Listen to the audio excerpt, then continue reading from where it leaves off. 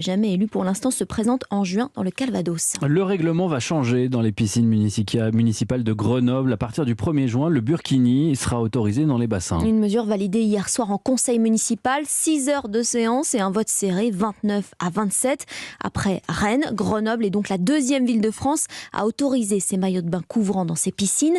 Cette réforme était poussée depuis près de 3 ans par Alliance Citoyenne, une association très critiquée par l'opposition, Alexis de la Fontaine. Oui, à commencer par ses méthodes agressives. Plusieurs fois, ses membres ont forcé l'entrée des piscines municipales pour se baigner en burkini. Ou encore la création de son équipe de foot, les hijabeuses, pour réclamer l'autorisation du voile dans les compétitions officielles.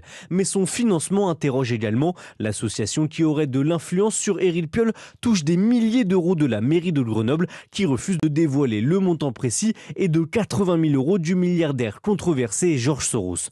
En 2021, Gérald Darmanin avait demandé à la Commission européenne d'annuler sa subvention de 60 000 euros à l'association, car selon lui, elle porte atteinte aux valeurs de la France, mais sans résultat. Enfin, selon Le Parisien, cette association, qui se revendique féministe et anti-islamophobie, organise un fichage des Grenoblois avec l'État. Enfin, selon Le Parisien, cette association, qui se revendique féministe et anti-islamophobie, organise un fichage des Grenoblois avec le détail de leurs croyances, leur origine ou même leur état de santé à des fins électorales. Alexis de la Fontaine du service politique d'Europe 1.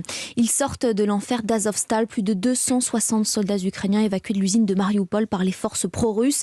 Ils devraient être rapatriés en Ukraine grâce à une procédure d'échange.